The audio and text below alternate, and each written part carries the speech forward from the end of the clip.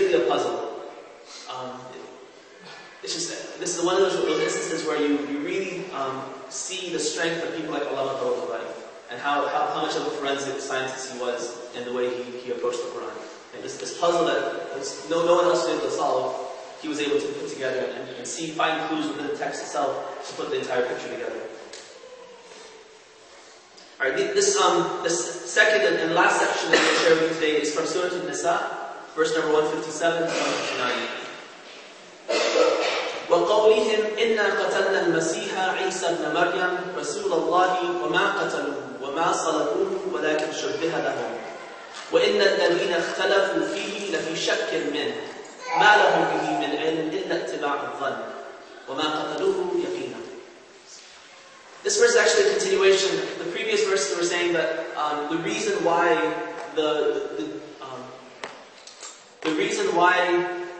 the Jews are in the state that they are in is because, and he goes and lists a bunch of different things, because they wronged their prophet, they killed their prophets, because they rejected the message, because they practiced usury, and so many things. He lists all these different things.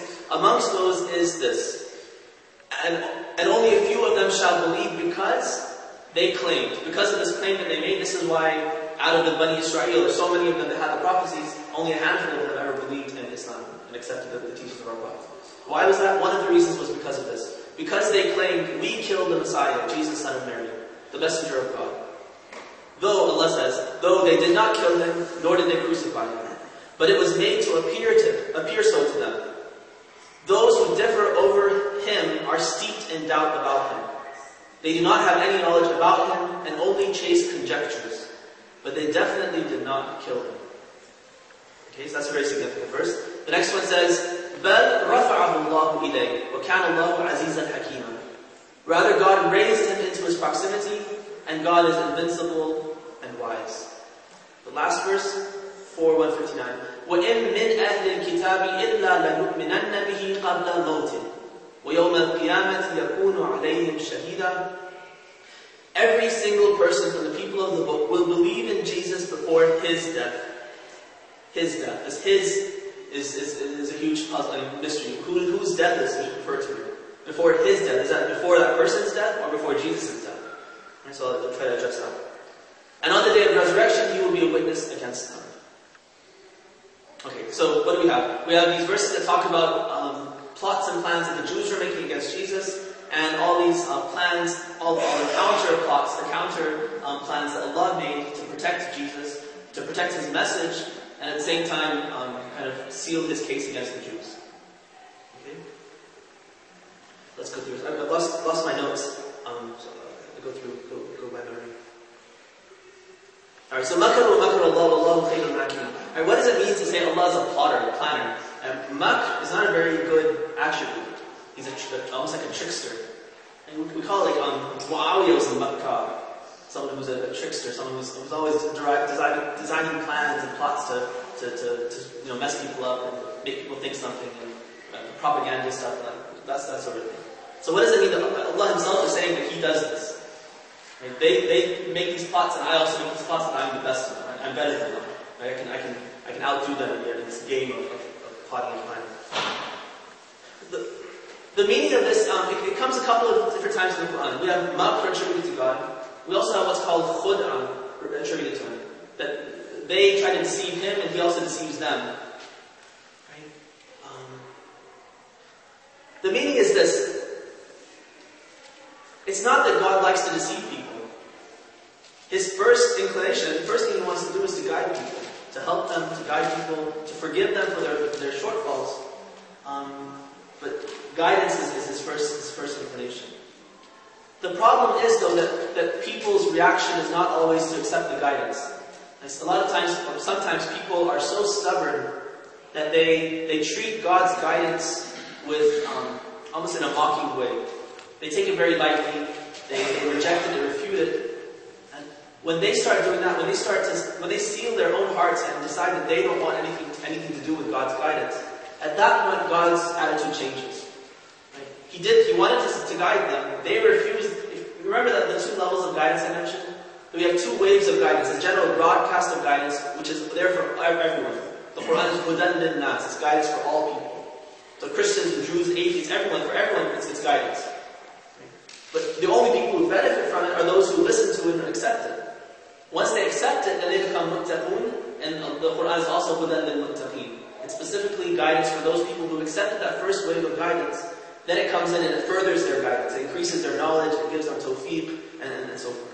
Right? So there are two waves of guidance. You can't get to the second wave of guidance unless you accept the first one. And some people, they close their ears at the first one. The religion goes against their worldly interests, their ulterior motives, their desires sometimes. And so they close their ears, they close their hearts, they don't want to hear or listen to anything anymore. Right? At that point, when they start to take things lightly, they start to play tricks on, try to fool God. Right? They're basically trying to fool God. You see people trying to do that. They're trying to play tricks on God that, they know something's right, but they pretend like they didn't know. They pretend like they're ignorant, as though God isn't aware of their intentions, isn't aware of their secret thoughts.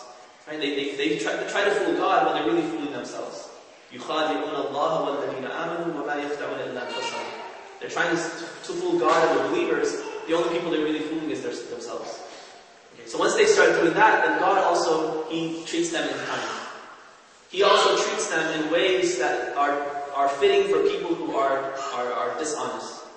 Right? So some of the things He does are, for instance, the istidraj I mentioned the other day, where sometimes we see powerful people, despots and rulers, we see them increasing in power on a daily basis.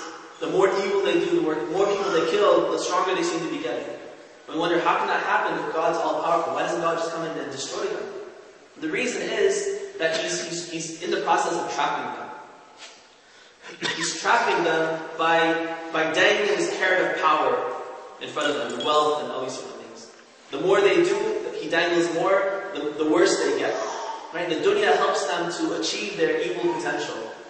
And once they're as evil as they are supposed to get, that's when He finally grabs them and takes them. Right? If he took them right away, He destroyed them right as soon as Saddam as soon as he came to power in the 50s or 60s, then he wouldn't have achieved his full potential of evil. So Allah gave him this 30, 40 years, right, to be able, more than that, 50 years, to be able to maintain his power, to kill as many people as he can, to fully achieve his potential of evil. And now he's going to be punished, right at the very bottom of hellfire with the pharaohs and the Yazids and the Muawiyahs of the world. Right? Whereas before that, maybe he would have been at a higher level of hellfire.